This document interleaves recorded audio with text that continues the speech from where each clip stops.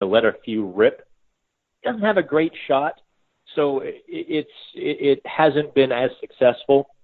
But, you're still happy that a guy is stepping in, creating that chance and breaking down the defense with a shot on goal that forces the opponents to defend. So, it's probably, well, I can't say it's better than 2016, but it's certainly as equally good in terms of how it fits. And the Penguins have never had a good blue line crew for the last two generations, and 16 and 19 will probably stand apart because they are that good. Yeah. Assuming the top line is set with Crosby, Gensel, Rust, and Malkin will be back hopefully soon, and that'll be him, Kessel, and I'm guessing McCann. And then you have Bukestad, Hörnqvist, and maybe Simone on the third line. What happens with Teddy Blueger? He's earned time somewhere. They have to shoehorn him somewhere. Well, don't forget about Zach Aston-Reese as well. Yeah. He could be back for the first round of the playoffs, in which case I think Aston-Reese would supplant Simone with Hörnqvist and Bukestad. Or maybe he would supplant McCann beside Malkin and Kessel. That line certainly clicked for a good while, too. These are good problems to have with the Penguins because they've got their pairs set. That they build lines around two guys and then find a third to mix in. But if you want to dive into the Blueger situation, I think a lot of fans are going to be unhappy.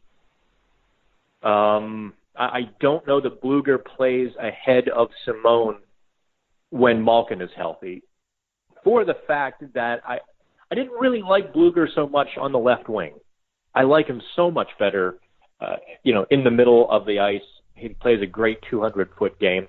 At left wing, he didn't have enough necessarily offensive instinct to really carry the play and do a lot of the little things that Simone does. Then again, he also kills penalties. So I really don't know which way the Penguins coaches would lean if push came to shove and they had to play Blueger or Simone on that, say, fourth line left wing. Yeah, probably Simone. And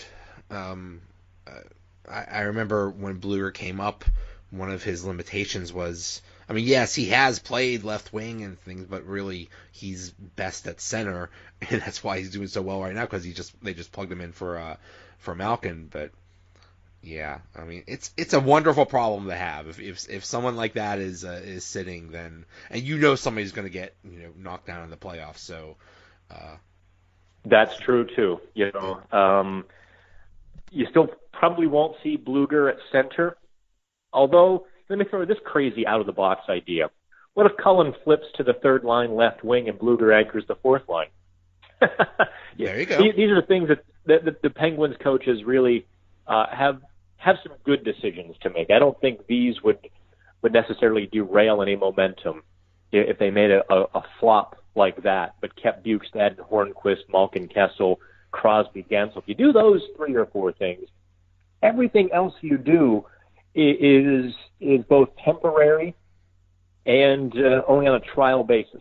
Obviously, to get scoring, they can't rely on Crosby's line or just one line or whatever. But are we just resigned to the fact that we're not going to get much from Malkin and Kessel and just hope that you get scoring from the third and fourth lines, or what's going to happen there? Well, I think Evgeny Malkin, before his injury, was playing some pretty good hockey. I don't think you need to resign yourself to getting nothing from Malkin. Kessel is really the player that I watch his game, and I'm continually left wondering why he doesn't more consistently do the things he needs to do. He clearly knows what he needs to do because a couple times per game, he will do them. He'll venture deep into his own zone. He'll kind of, battle for a puck a little bit and then transition. But then the two times he'll do that are negated by the 5 or 6 times that he doesn't. And because the game has gotten so much faster, Joe, defensemen are back on that transition. That patented Kessel rush where he would get his shoulder kind of clear of the defenseman and have that unabated wrister from the right dot or even sometimes the left dot is not there anymore. And so he needs to evolve his game. He needs to adapt his game like Malkin needed to do. And Malkin is kind of in that process of doing that, making more simple plays and trying to be a little more present in the low zone and create the offense from that hard work. Kessel, unfortunately, has not shown that yet. And here we are at the end of March. I wonder if it really is within him to do that. I mean, I could be proven wrong. He could, the playoffs start, he could become a terror again. But he really has to work a lot harder. He has to work harder to find open shots, to step into the slot, to step into open lanes and let rip. He's got to do all of those things. And he's got to help his line with the puck support, the puck battles, so that they have possession, so he's not playing so much defense. He's got to do all of that for that line to be successful. Otherwise, I really think you'll see the Penguins kind of juggle the lines in game. Like you'll see a lot of Kessel for the first 30 or 40 minutes, but when they get a lead, I could see Kessel just having a seat, like Sullivan did through the mid-season when he was not playing, so much defense. But boy, it's kind of disappointing to see the rest of the team buy in, and Kessel still sort of playing Kessel's game instead of the Penguins' game. Yeah, and it's not like you could tell him, "Hey, do this," or he's not exactly known to be amenable to coach listening to the coach. So I don't know how much of that is true and how much of that is myth. I've had some coaches kind of shake their head at me when I would ask them, and I've had other people say, "No, he's absolutely coachable. That's fake." Take it with a grain of salt, but also watch it, I guess. Yeah. I think also another problem with him is just the confidence is shot. Like he could be on a breakaway and look for see who he could pass to. Well, he did that. It was a 2-on-0. He tried to do the backhand a couple weeks ago. So it's hard for me to imagine that Kessel's confidence is shot, because that would kind of require a certain mindset, right? That would require him being downtrodden or beaten up by the lack of scoring. I've always kind of felt there's a certain obtuse nature to Kessel, which served him well in the playoffs. When everyone else grips the stick tighter, Kessel was a playoff monster.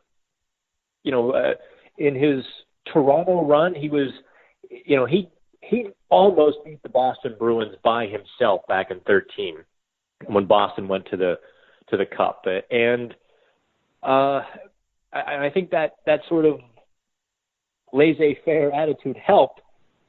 So I don't know that his confidence is shot. I think it's a matter of really kind of coming to that realization that at 31 he can't blow by the defenders and get that shot, and he has to do things which he's never done before. Yeah. And with Hörnqvist, he's not scoring either, but it's not like he's not doing anything. He's contributing. It just, the scoring's not there. Yeah. Hörnqvist is playing a great all-around game. Here's one thing that I think people are missing about Hörnqvist, and the reason he's not scoring so much. The Penguins' rebound chances are almost non-existent. Dallas outchanced them on the rebound Saturday night, 8-1. The Penguins actually outchanced the Rangers, but I mean, come on, if you watch that game, the Rangers were ready for the golf course about 20 or 30 minutes into it. Yeah. That was almost tough to watch. But that's really, I think, hindering Hörnqvist. There's only 1 or 2 rebound chances a game, and he might not even have any a game. His line might not create any rebound chances. As well as they've been playing and as dominant as that third line has been, in the corners and coming off the wall to the slot and getting some great A scoring chances, as good as they've been with that, they haven't been getting that second whack at it. When the Penguins kind of put more shots on goal, maybe some less high quality and more slop shots to create those rebounds, Patric Hörnqvist is going to go off because he's ready to go off. Yeah. So we're almost at the playoffs, and would I be crazy to say that they could beat any team in the Eastern Conference besides the Hurricanes? Well, they can beat the Hurricanes too. What I've seen the last couple nights, both the Penguins against Carolina last week and what Washington did to Carolina last night. Carolina is a great young team, but they're not ready for prime time. Think, say, 2007 Penguins, when the Ottawa Senators just kind of ran them out of the building in the first round. And the Penguins were like, oh, so that's what the playoffs are like. I see a lot of that from Carolina. And also, Carolina doesn't have enough grit, I think, to succeed in the playoffs. They're fast, like the 16 Penguins, but they're not as gritty as the 16 Penguins. And that grit really carried the Penguins through some tough times and tough series. I don't know that Carolina is going to have that. I also don't know if Carolina is going to have enough secondary scoring when push comes to shove and Aho is shut down because you're allowed to tackle and Sidney Crosby is all over him like white on rice. What's Carolina going to do? That's I think the Penguins actually could win that series in well less than 7 games. I think we're talking 5 games if they play Carolina. 5 close games, but 5 games nonetheless. And I think the Penguins will go toe-to-toe with Tampa as well. I really want to see that series, even more than the Capitals. I'd like to see the Penguins and Tampa Bay just go at it. I love the Penguins' chances against Tampa Bay, and everybody is already planning the Stanley Cup championship parade for Tampa. I don't know. I mean, when the Penguins have played Tampa this year, those weren't blowouts. Well, no. If you want to get really deep into it, Tampa has a couple flaws. First of all, their goaltending is a bit of a mess. Vasilevsky is all over the crease right now. His technique has really broken down as the season's gone along, and he's played a lot of games.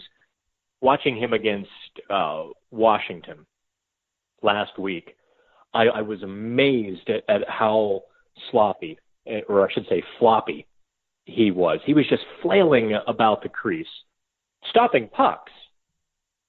But, a precise team like the Penguins can get to him.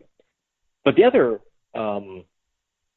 flaw that Tampa has is that they might want to outskill the Penguins. They might try to outscore the Penguins, in which case the Penguins can actually turn up the physical play, like Washington did to them in the Eastern Conference Final last season. If the Penguins can do that, I actually like the Penguins' chances, maybe even to get the 50-50, where it's a pick'em series. But those two things would have to happen. The Penguins would have to get to Vasilevsky, and the Penguins would have to be more physical than Tampa Bay. Yeah, it'd be a lot of fun to watch for sure. It's funny that the team that won Stanley Cup 2 out of 3 years would be a vast underdog against Tampa, and really all the pressure would be on the Lightning to win after they've done so ridiculously well in the regular season. I don't know that they'll feel pressure. They're going to feel anger. They're going to feel injustice because they had the cup taken from them in 2015 when they lost to Chicago. They outplayed the Blackhawks, but the Blackhawks just would get that fluky goal every game, it seemed like. And then the Penguins kind of came out of nowhere and took it from them in 2016 with a 2-1 7th game. And then, they're still kicking themselves for 17 and missing the playoffs. Last season, they kind of turtled against Washington, so they're angry about that. There's just going to be a lot of vengeance going on in Tampa. I don't know that they could look past that to see pressure. Now, if that's